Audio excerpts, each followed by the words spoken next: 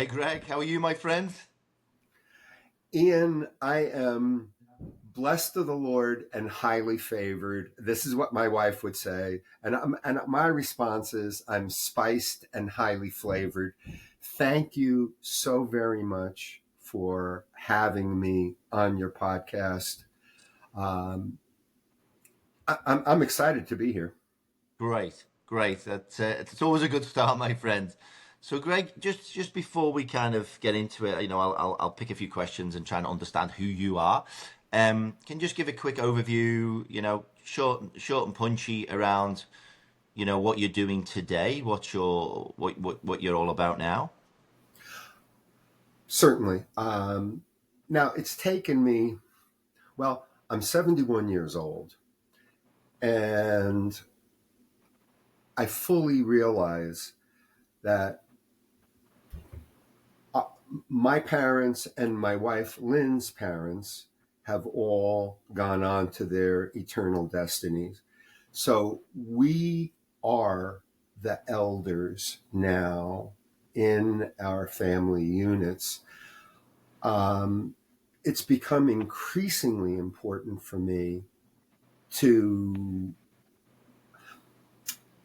in essence, give back with the months, years, hopefully decades that God has in store for me. I totally desire in my last quarter to finish strong and to leave a legacy of being a loving, caring husband, father, papa, and and doctor. Yes, I happen to have an MD after my name. The important thing for me these days is relationship, and it's about learning to love more unconditionally, and at the same time walking in forgiveness, because understanding none of us, I've never met a person who's got it all together, including No. myself. And I consider myself a true piece of work, a work in progress.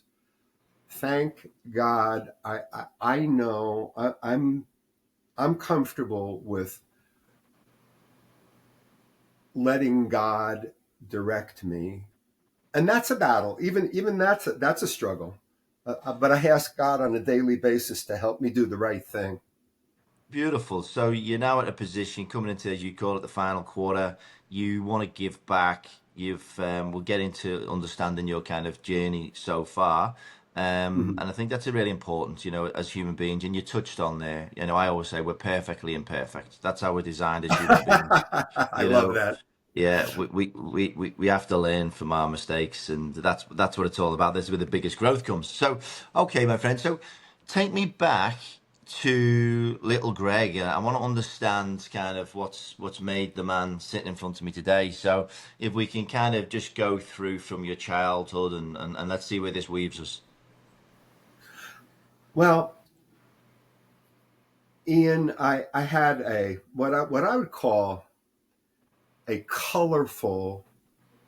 um, colorful, dysfunctional family background. Uh, I was born in 1954. I'm the second of four children. All of my I have two younger brothers and one older sister. We were raised in Yonkers, which is just outside of New York City, just a little bit north. Um, Grew up in a blue collar, working class family. My dad, bless his heart, was a machinist by trade. Uh, and very importantly, he was a World War II veteran, which Oh wow. figures into the pieces, putting the pieces of the puzzle together. Um, I learned basically in the last couple of years of my dad's life the extent of what he experienced. And he was in the Navy.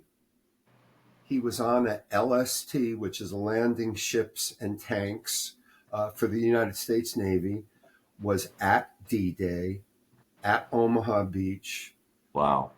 witnessed much of the carnage. And uh, of course, I mean, how could you not develop severe post traumatic stress disorder? I am virtually certain many, many of the soldiers, and even on both sides, witnessed atrocities that are beyond comprehension. Well, anyway, so you have this precious young man who had volunteered to fight for the United States, in World War II, comes back, marries his sweetheart, my mom, and proceeds to have a family. No, I mean, the term PTSD wasn't even popular back in the 40s and 50s. It was referred to as like shell shock syndrome, etc., or battle fatigue. Anyway, so we, I thought as a child, my upbringing was just like everybody else's, and in many ways it was. As it turns out, Dad unfortunately resorted to numbing with the problems that he had, and I'm certain he had a lot of emotional trauma and a lot of just stuff. Well, as a young child, I thought my dad and mom, everything was perfect. Probably when I was around 8 or 9, my dad began drinking alcohol, abusing alcohol, and it got gradually and progressively worse to the extent that on the weekends, Saturday morning by noontime, Dad would be very intoxicated, and he would go down to the cellar in our house, ostensibly to work on different projects. He had his workbench down there and stuff. In addition to which, he had many flasks of alcohol. Well, there was one sentinel event that happened when I was probably the young age of 13 or 14 years old. And one Saturday morning in particular, I remember Mom and Dad had been arguing, yelling at each other, and something terrible was going on between them. Anyway, in the late morning of that particular day, Dad had a loaded 45 caliber semi-automatic pistol that he pulled out in the kitchen and discharged the gun into the floor of the kitchen and announced to Wow. our family, I'm going upstairs to kill myself. We were frozen in terror. I mean, it was just like this. It was like this is not real. This is like a nightmare. And anyway, Dad staggered past us, and he was starting to walk up the stairs.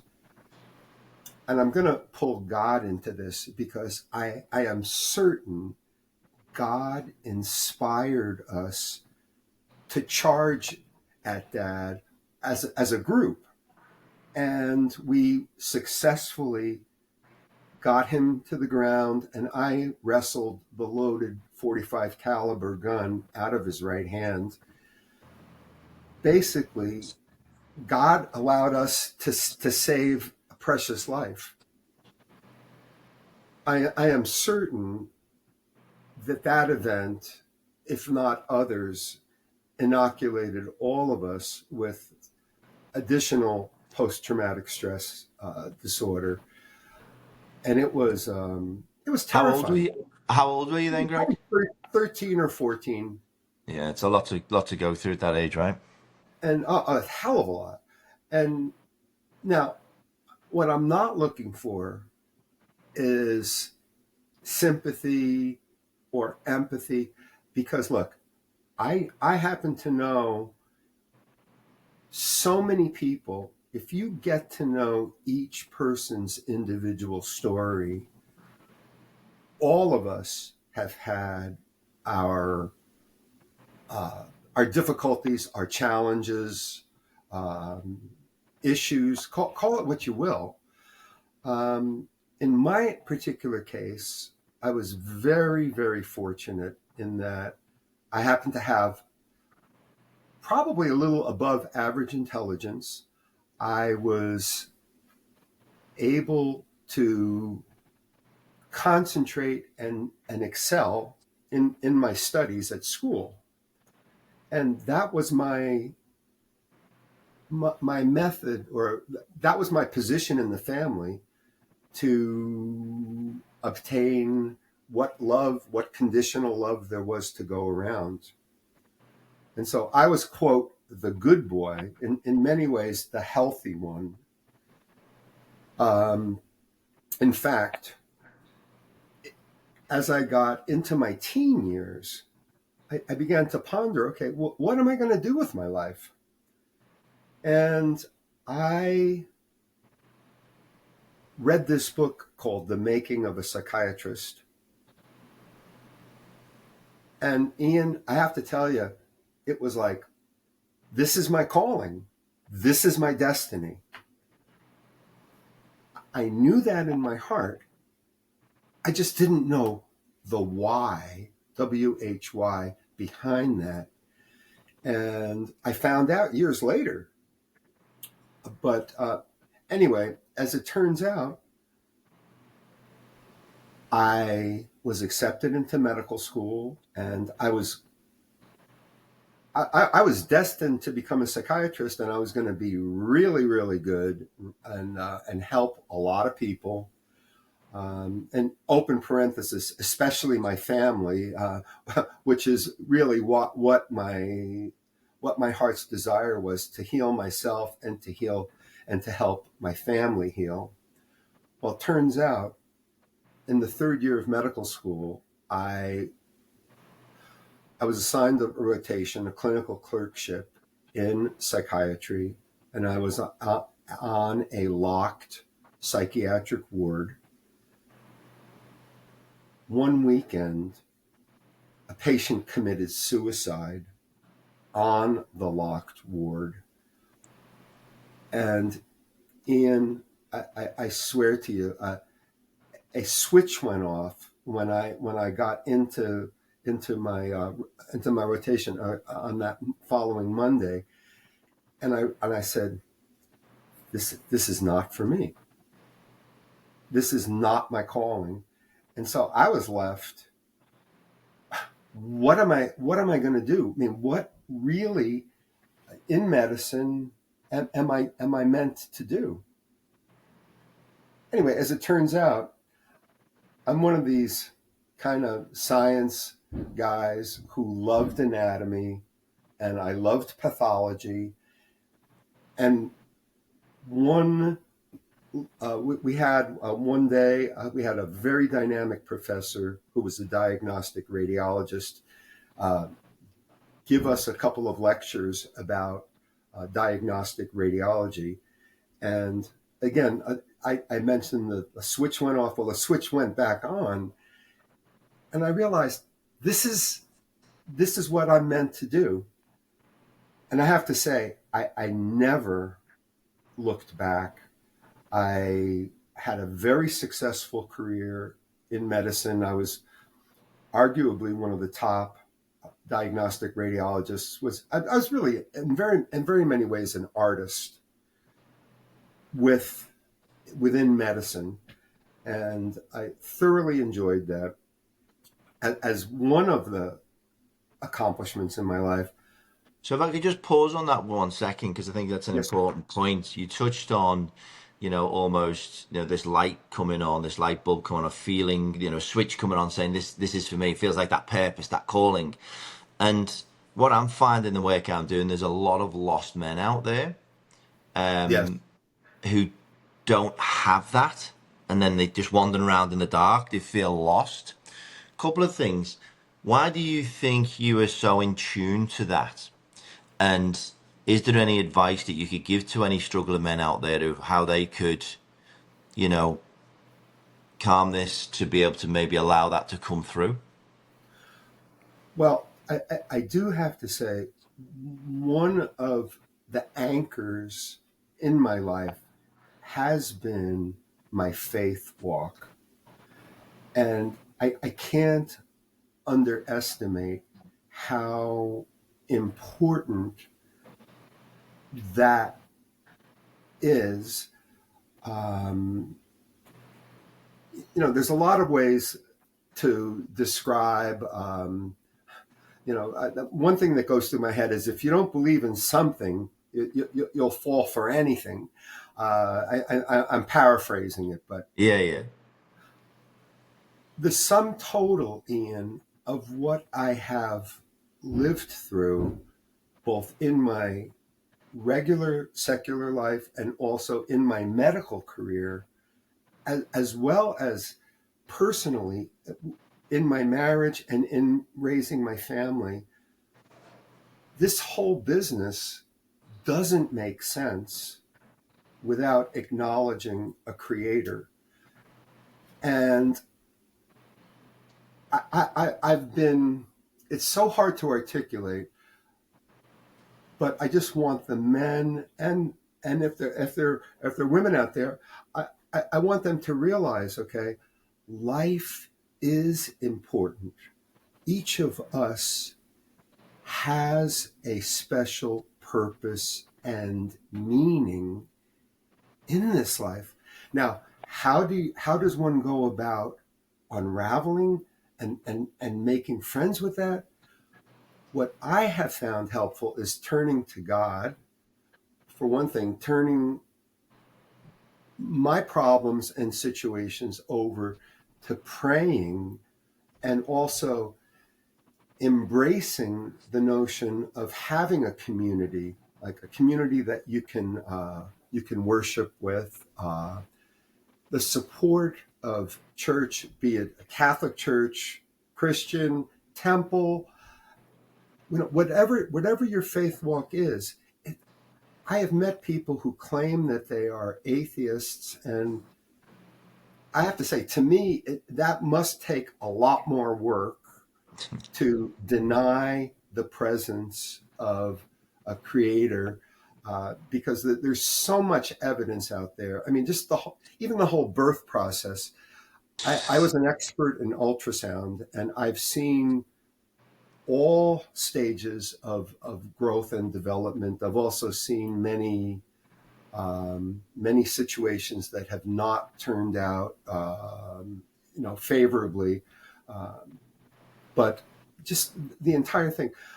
One thing else that was very, very helped me immensely is when I was in college, I wound up having a couple of mentors in the academic arena who came alongside me, helped me to believe in myself, and helped me demonstrate that I had what it took to go on and to excel. And I can't underscore how important that is, to find mentors, to find support groups, like what you're doing. I have a lot of respect for the mission that you're on, because we as older men, I believe, have a responsibility to help those coming after us. Oh, 100%. And I think you touch on a powerful point there. It's kind of mentorship, community, brotherhood if we're talking to men. But as you Yes. say, men, women, it doesn't matter. It's a community aspect. And that faith that you talk about, again, I'm with you. I say I'm not too sure 100% what it is. I believe in a creator. That creator, call it God, call it whatever you want. It's too perfectly created for it not to be. How on earth, as you say, the birthing process, everything else, it doesn't just happen. It's so intricate. It's so everything has to happen in perfect synchronicity everywhere. So I'm with you. And from my aspect, I do a lot of, meditation, do Mm, gratitude where I can. And obviously within the faith walk that you walk and other people walk, I think just that praying and kind of dialing in, I would imagine that really brings it, allows a little bit of presence of the mind to stop this bloody monkey mind running a million miles an hour. And from what what works for me is sometimes I try to force things too much. I'm running a million miles an hour. I have to get this thing done. I have to get that thing done. And I'm a big action taker, but sometimes that mm, action taker can take me out of flow. It can take me out of what's meant for me because I'm trying to hustle too much. And when I sometimes have a period where I go, I'm burning myself out, slow down, Ian, get back to your practices. Get back to meditating morning, in the middle of the day, and night. I feel that everything starts to come together. Ideas drop in that feel more aligned. Do you find that with your faith? yes. And I have this practice that I myself strive to do most days. Uh, I typically I typically wake up in the morning a little bit before my wife. By the way, I've been married to my current and only wife, Lynn, for 42 years. And I would have to That's say we've had beautiful. 42 years of blissful combat. Um, I will say we're very different personality wise. One character trait that both of us have, and I am so glad about this. Our marriage isn't perfect. Okay. We have lived through most of what there is out there available to live through over the years. Neither of us give up. And I have to say, like, I admire certain qualities of a person like Winston Churchill, who, paraphrasing, never, never, never give up. I just I don't have that. I don't accept giving up as a possibility until until the end. I will not ever give up or throw in the towel. And there are reasons to live, but what I'm leading up to is on a daily basis in my prayers to God, I actually ask God to guide me to do the next right thing. I mean, I have lists, Ian. I've got list after list after list of stuff that I'm hoping to do before Friday when we fly to Philadelphia from California, and I'm not going to get all of it done. There isn't enough time. There's not enough me. So I am basically, last night when I went to bed, I asked God, please help me do what's most important. And the other stuff is going to be waiting there for me. It's going to 100%. be waiting for me. But I guess the other thing is it's about letting go. And at my life station, it is about letting go. Now, you know, I won't I won't go into, I've had a couple of health hits lately, which I'm working on. And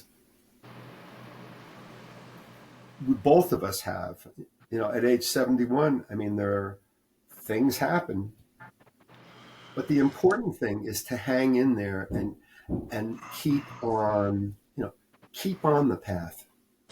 keep on keeping on. And you touch on something there, from a business perspective, because, life, business, it's all the same thing. There's a strategy to achieve success or to kind of find your way. And you talked about never giving up. I'm a big believer within business. That's the biggest strategy you can have. Keep going. A lot of people will kind of go, this is too hard. A couple of a couple of days before the big breakthrough could happen. And I believe Yeah. that just keep going is the biggest strategy that you can have in life, because it's like your will just gets you there. It'll find a way. And I think so. I'm a big believer in that. So look, you've had a really kind of established career. You've done well within your kind of skill calling. I think you touched on there something at the beginning, and I just want to understand that you've had some, big traumatic events within your life. I can see generational trauma would have come through from your grandfather from the war. 100% that will come through you. There's a lot of clearing that needs to help people. People don't necessarily understand that trauma carries through DNA. It does if it's not released. Um, but you've experienced some dark times within your life. Oh yeah. Yeah, can you talk me through some of the deepest, darkest areas if you're comfortable sharing? Yeah, I do at this point want to mention our children, which is, I would say, the crowning achievement of my life as having been successfully married and a father to three precious souls. Uh, Far and away, I mean, being a dad has been the greatest blessing I have ever experienced. As it turns out, we happen to have a daughter who's 35. She and her lovely husband have four little children, ages 9 down to just 1 year old. They Amazing. happen to live cross country in the Northeast, so that's where we're going in 2 days, and we're going to be out there for 3 weeks. I am so looking forward to just being dad and papa. Guys, if you don't appreciate your kids, start appreciating them, because you're their role model, whether you know it or not. That is such an awesome responsibility. Well, our daughter is doing very well. She's a stay-at-home mom. I'm so proud of her. Uh, we had a child 3 years after our daughter was born, 3 years almost exactly to the day. His name was and still is David. As it turns out, God had another plan for David's life trajectory that we didn't even know about up until he was about 3.5 months of age. Um, Everybody assumed that he was a normal, healthy little infant. Well, it turns out, and Ian, I'm going to condense this because it's a rather complicated story, but we discovered at about 3.5, almost 4 months of age, that David had very severe developmental delay. And at about 5 months of age, horrific seizures began in his life. And as it turns out, MRI of his brain revealed that there was a terrible abnormality in the way the white matter in his brain was laid down. Consequently, the neurons in his brain weren't communicating quite the same as as we are. it led to increased electrical activity and manifested as seizures. Well, that journey took us through a really dark valley. David needed essentially 24/7 care. I'm very, very fortunate that we were able to afford having caretakers at our home, including a live in nanny who was with us for almost David's entire life. Um, so we were able to have David, who was functionally, he was very much like an infant, quadriplegic, couldn't walk, couldn't talk, and yet you could essentially feel like an angelic or supernatural presence about him. It was really eerie. But I used to tell people, if you look carefully into his eyes, you can actually see God's reflection. Wow. And Ian, I mean, mere words will not ever convey. But look, I'm sure there's somebody out there who is going through it with a parent, an aging parent, have some type of disability or very big challenge in their family unit. I'm here to tell you support there are support systems out there to help you. Don't do it alone. Couple of things I'll touch on there.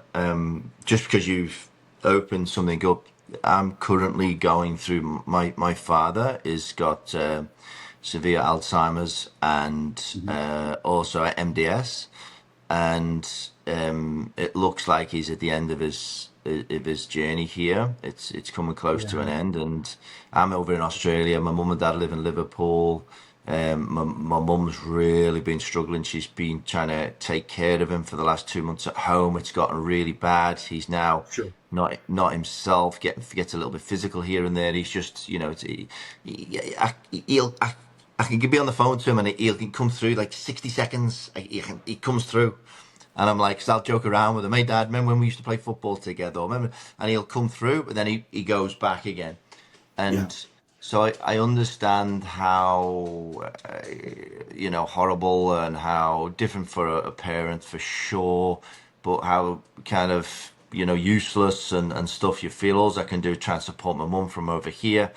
It's horrendous. It's fucking horrendous. And you touched on there being able to afford it. I only bring this up because I actually did a post on it the other day because in this process I've been shocked to see. Obviously in the UK we have the NHS, which usually it seems to be getting worse and worse and moving towards maybe the US model in the near future. It feels like that. Mhm. I thought, my parents, good little citizens, paid all of their dues all their life, not called on anything, lived very humbly. At this time now, when they needed help, I did. When I was speaking to people over there, and they said, "Oh no, well, they'll have to pay." And I was like, "Hang on a minute, but we have the NHS. They've paid all life. They've never called on it. They've never needed it. Just paid out." Right. And Right. it was no. And I was no, pay me. It reminds me of that Goodfellas thing. Pardon for my swearing, but fuck you, pay me.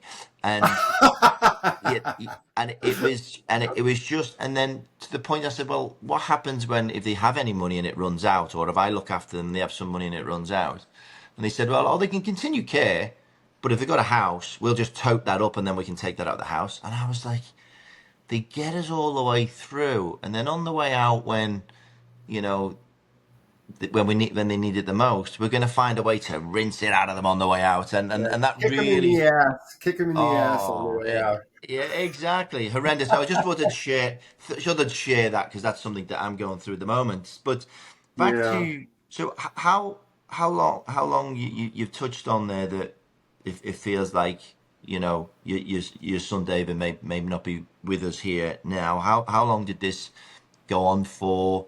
I'm really Uh, interested in this dynamic of you and your relationship as well, because a lot of these things can break people up. These pressures of what's going on. So how do? can you just talk me a little bit more about where this went with David? Well, yeah. I mean, and I have to rely again on our faith walk. We happen to have, we were very, very active members in a very small inner city Christian church. As it turns out, the pastor of the church, Doug, who actually he wrote the foreword to my book, Dare to Thrive: Ah, hey. Lessons Learned from a Trauma Survivor. Pastor Doug has been in our lives for the last 30 years. Now, David lived from 1993 until 2002 when God called him home at the age of 9, almost 10 years old.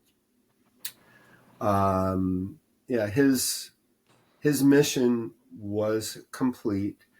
The seizures that he had likely are what transitioned him up to heaven. Um, Now it turns out, so David lived from 93 until 2002. Well, we wound up being very adventurous, Lynn and me, and despite the counsel from the metabolic genetics, what was it, metabolic geneticist, MD, who told us, well, we don't really know, we don't have a definitive diagnosis on David, but if you had another child and the child was male, there may be a chance that he would wind up with the same kind of horrific seizure disorder, which, by the way, Ian, came with gastrostomy tubes, different surgeries that David had to have in his life. And he was basically a baby.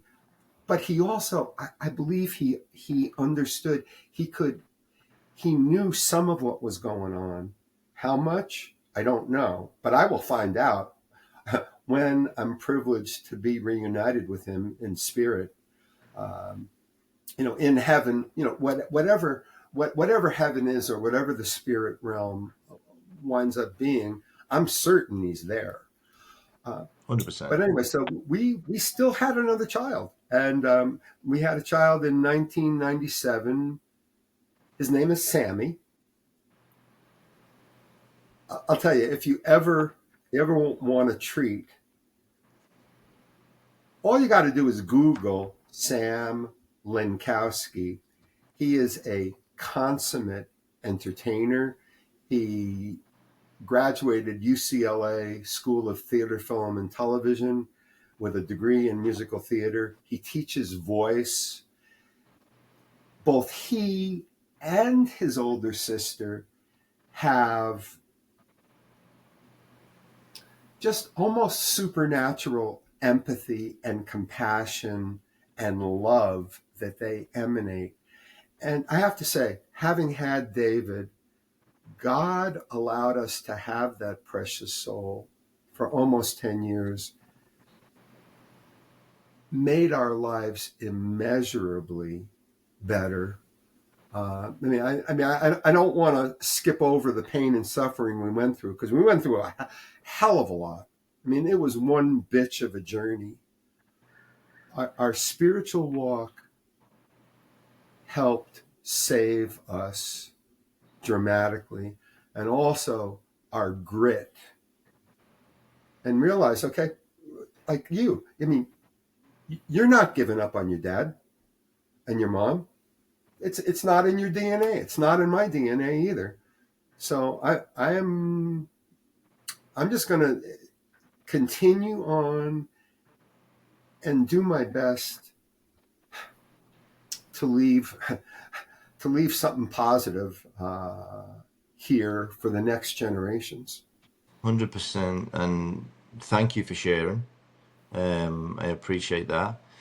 How, yeah, those that completely dark period of time that you went through, it would have been, as you say, you're not papering over that. It was painful. It would have been horrendous. Yeah. Did it challenge the relationship? Did it challenge? Oh yeah. Oh yeah, oh yeah. I mean, our marriage is different. It is. We both had very imperfect parents when we were both younger. I have to say, I have to defer to God and to our faith walk, because there are facets of each of our personalities. I mean, Lynn is very different from me.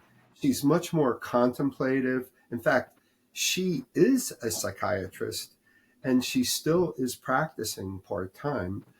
That's, in essence, her her ministry, and that's what she feels God is desiring her to do at this station of life.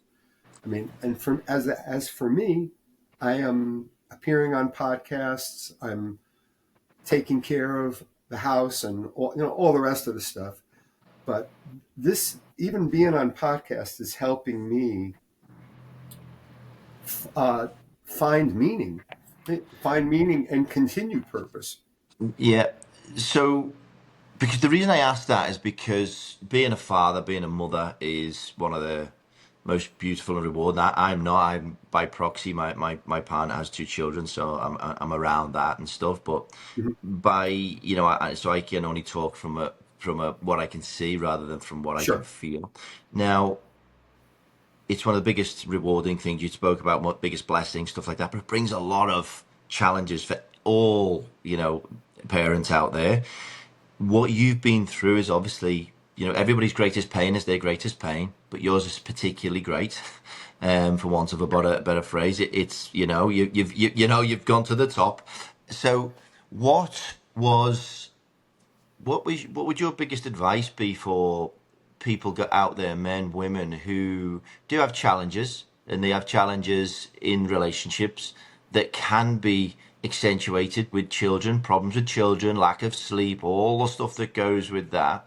What would your bit of advice be to maybe lean into the relationships as a support network rather than, a lot of people sometimes go to combat because they lash out the people they love most. What would your bit of Right. advice be? Yeah. That's a damn good question. Um, One thing that went through my mind, and this may or may not be entirely related, but there's a saying that goes, God will never give you more than you can handle. And my rationalization on that is, God must love me an awful lot. Um, Again, it comes back to essential things. Okay, why am I here? Why why do I live? Those are important questions. And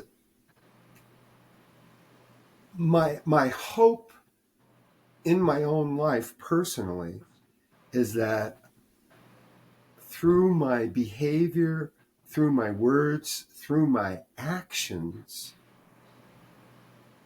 my desire is to bring honor and glory to God in a progressive manner as I go about my life. And I'm really striving to essentially live almost as if I'm a citizen of heaven, but an ambassador to earth. And I'm borrowing that, I think, from somebody. It might have been Billy Graham or whoever.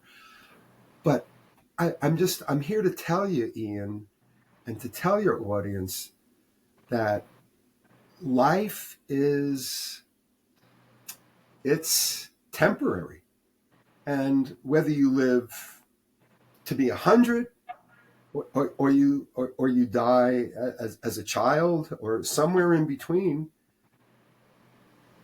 that's not the issue. I mean, the important thing is to, as one can,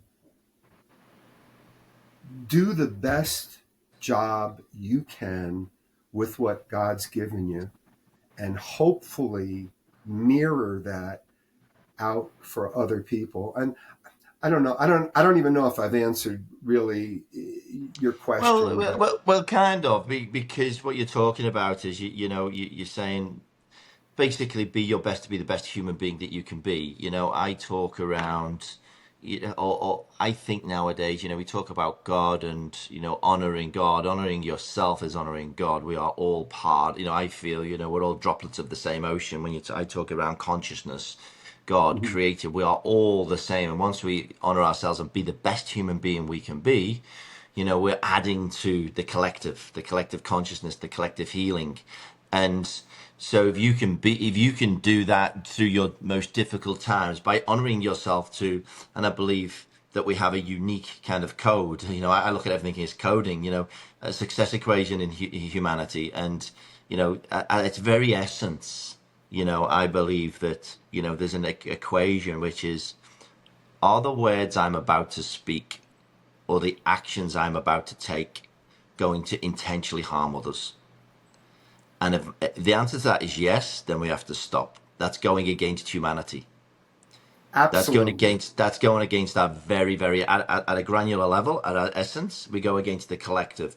So, and if it's the opposite, okay, let's explore that, and then we move into the artistry of humanity. Hence why I call it this podcast, because at any point in a communication, there's art. Because you can let's get off the bus here. What's this? Let's play with this, as long as our essence we're not intentionally harming others. And I feel what happens in conflict, when emotions rise, when there's pain and I'm sleep deprived and stuff, we do that thing because we sometimes are doing things to intentionally harm others. Our ego is tripped, and Sure. I'm gonna spit poison at you, and you're gonna spit it straight back at me because you're the mirror, Oh yeah. and we're gonna pass poison to each other. So, I think, I'm an expert at that. By the yeah, way, exactly. And you know, again, I've done it a million I'm, times. put it this way: I am no angel, and even though I aspire to be better, but by the way, Ian, we all know some of the events that are going on in the world, right? Okay, I am totally convinced that there really is like a collective good. I truly believe that we are all, in so many ways, brothers and sisters. Even though I don't know you, if I came to Australia or you came to California, I would love to meet you and give you a great big bear hug and just say, God bless you, brother. Keep on keeping on. 100%. There, Same to you. there is good in the world. There's also evil. Yep. And one can spiritualize and say, okay, it's Satan. Well, I also think that people a lot of times don't need the help of Satan. They can just get hypnotized, brainwashed in essence. And like, for instance, the assassination of Charlie Kirk. Uh, Now, I am not as evangelical a Christian as Charlie Kirk was, but I will tell you, okay, justifying executing a good man, something's wrong with this picture. And there really is a battle, and the battle is waging not only political parties, but there are spiritual battles ongoing. I'm convinced. I, I I am just hope too. good triumphs over evil, and I believe it does. I do. I think the light will always win. You touch on a really good point, and it actually ties back to, because I believe my take on what is happening is exactly what you've just described. I believe humans are very malleable, especially when we're younger. We can get coded. That's where trauma passes through to us. We come through. You talk about parenting. My parents are shouting at each other, and quite often my parents would often shout at each other. I kind of soak that up. I'm kind of looking for that in my relationship subconsciously for the next one. It took me till I was 45 going, why am I coming in and out of these 5 year relationships? And it took me to 45 to understand, fuck, I've got this wrong, you know? So Yeah. we're very easily programmed. And that's why, people can be programmed for hate or love. And they can be programmed for all of these different things. And if you're just surrounded from a child about I'm going to hate that group, those collective. This is why, and that's all you get soaked up. Your program is just that's why there's half the fear and separation that comes through the TV screen, which I don't watch anymore, is just polluting the mind. It's fear, it's separation, it's going against who we are, and going back to that's why I think the answer for humanity needs to be simple.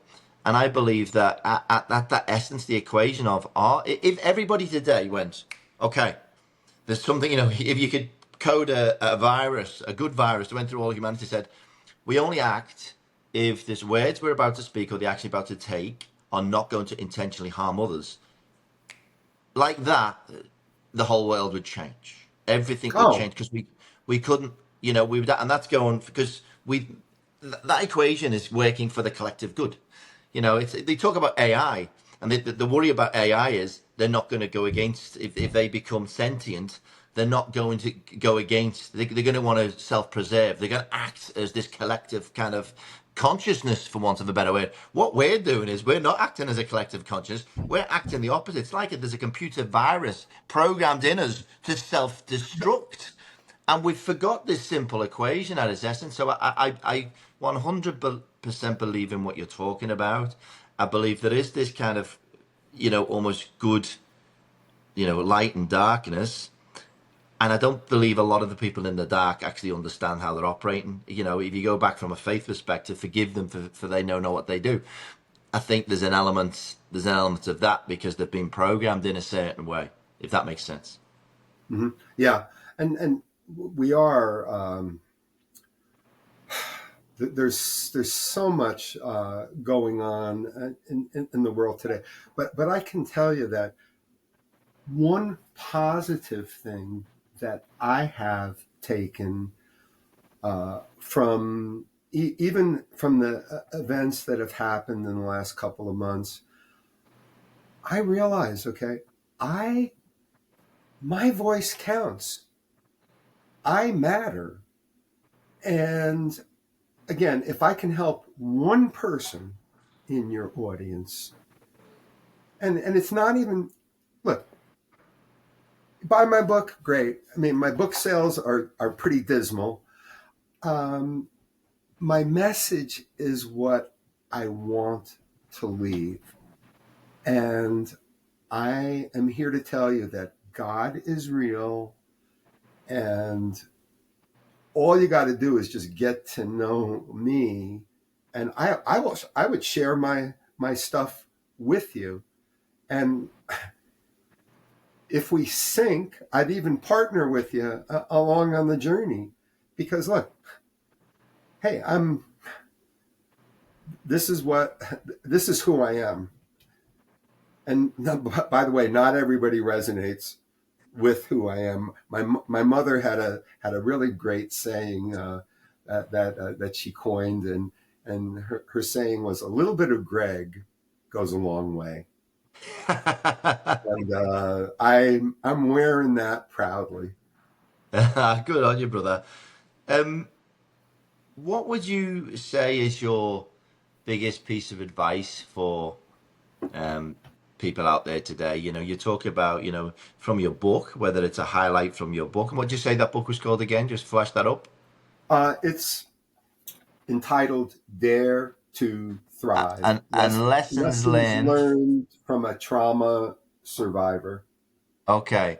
So as a trauma survivor and, literally a generational ancestral trauma survivor, your own depth of traumas there we've spoken about with your children, which is horrendous. You would have been in any career, there's ups and downs. And I think in careers, myself, I've had a lot of pain, close to burnout within a career and stuff like that, which it's a trauma in itself. It's at that time, it's the worst thing in your world.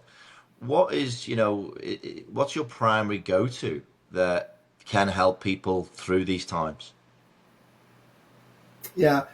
and I'm going to paraphrase, but pain in life is inevitable. Okay. It doesn't have to define who you are. Through forgiveness, through perseverance, and through your faith walk, we all have the power to transform our wounds into wisdom. And that is hopefully each of our generations help the next upcoming generation to be better, to be wiser, to perhaps be more loving and caring. And then our mission's done here on earth. And I'm just grateful that this is not the end, because if this was the end, Ian, I mean, I feel like I've lived 2 lifetimes. I've lived through pretty much most everything there is to live through. In fact, do I fear death? No.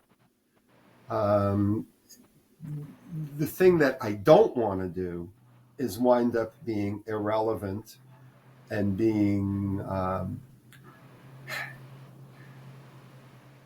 I want to finish strong, and God only knows what my future is going to be. Who the heck knows? But you do your best. And the other thing is physical activity too. Until I had my right knee replacement 2 months ago and injured my calf recently, I am a big believer in taking care of your body, both what you ingest, including diminution of alcohol, having a good diet, getting adequate sleep, and also just taking time to have relationship. Cherish those times because they're important. No, I think you're spot on. It's funny. I listened to something the other day, and they said, if you were given, another human being, say your role was to look after this. If that was your life's kind of mission, and it was reframed to you in a way, look after this, do everything you can to protect. And that was your sole goal. That was your purpose in life. Bloody hell. And you knew that from a get-go. You would look after it. You would feed it the right stuff. You would, you would nurture it. You would put it on the right path. You would practice forgiveness. You would not let, you wouldn't let you beat yourself up. You'd be constant. If that was your whole role, you know, that you'd do that. But that is our role, and we Right. forget it. Right. We forget it because Why not put self in there, and say, okay, you know what? I'm going to be kind to myself uh, exactly. today. I totally resonate with that.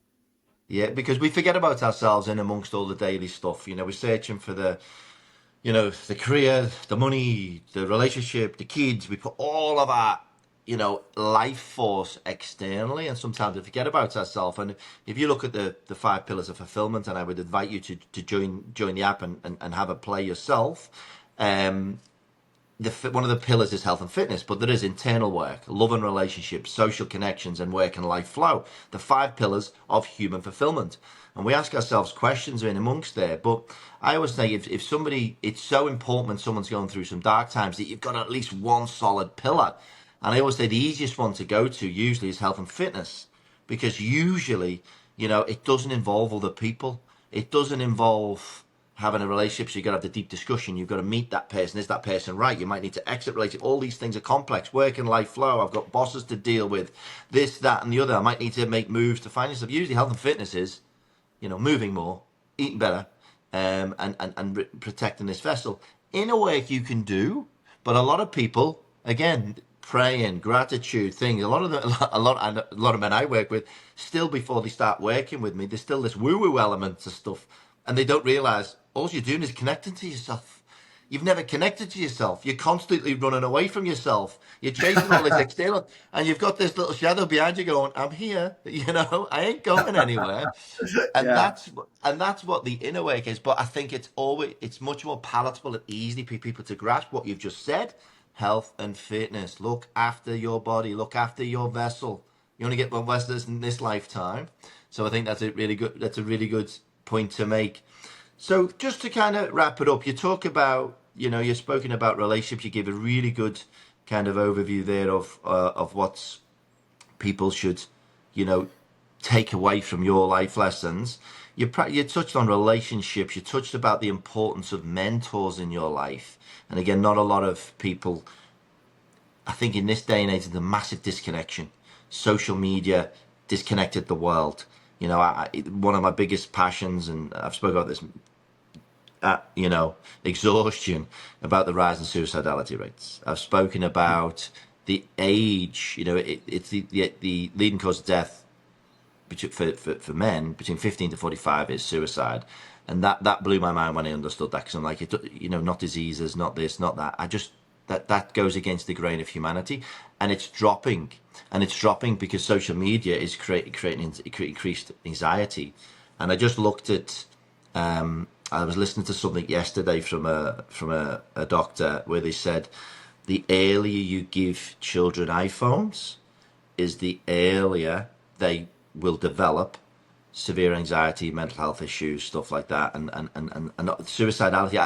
I saw something yesterday. I was speaking to a beautiful woman who, unfortunately, only 5 months ago, lost her child to suicide. That child was 13. And I saw a post. She's in the depths of grief. It's only 5 months ago. Depths of grief. Absolutely. Really, really, really.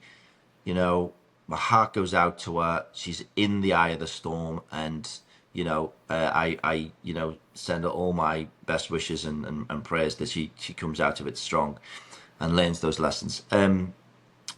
The she's I seen a post. A girl of 9 committed suicide. I'm like, 9. I didn't know that was a thing. And for me, it blows my mind. But what it pushes me to, because you were talking, when you talk about mental, you spoke about mentors, you spoke about community. I feel that that's one of the biggest. Because why is everything going through the roof? And I'm interested in your thoughts to kind of wrap up. All of this divisiveness, disconnection is kind of magnified by this social media world, by this online stuff, and people aren't engaging with people. Again, I keep seeing these stats that pop, and I'm like, I don't like. I'm not one who like. I wasn't the best studier. I don't digest information really, really quickly. I digest by talking. But certain things, I'm going, this is sticking because it's so impactful. I think it was up to 45% of men between the ages of 18 to 25 have never gone over and spoken to a female in person. They've never gone over and asked the question to take them out. It's all online. And that all online is, these human skills are being lost, and we're getting battered with all of this dopamine which comes through these screens. And it's for me, it's the biggest risk for humanity, because we've got us who are picking off our traumas, and you, another generation above me, even when I was young, didn't have the phones. I experience it now. It's horrendous. Our Mm. next, these children, I am genuinely worried. This is why one of the reasons I'm doing this, because eventually we'll get to the children. We've got men, there'll be women. I'm doing corporate stuff, and I want to get to the children Mhm. around these 5 pillars of fulfillment, because they're our new souls coming into this earth, and they're getting programmed completely wrong. If we can program them differently, then we have a chance. But I think this is the biggest challenge for humanity coming. And what's your thoughts on this, and what's your thoughts on the impact that community and mentors can have on people? Well, I believe really there has to be, in order for us as a as human beings to to flourish, things really do begin with the parents who are raising these precious souls. And while I wish there was a magic bullet. I do believe that even training um, men and women before they get married, like to do extensive premarital counseling, is really important to get to know who you are and who the other person is, and be it your partner, be she female or male, um, to find out compatibility and to be intentional about what you're doing in your relationships. Um, Now, I hope this noise is not coming through All good. good. Thank God. Because there's something going on outside with some That's leaf okay. blower or something. But anyways,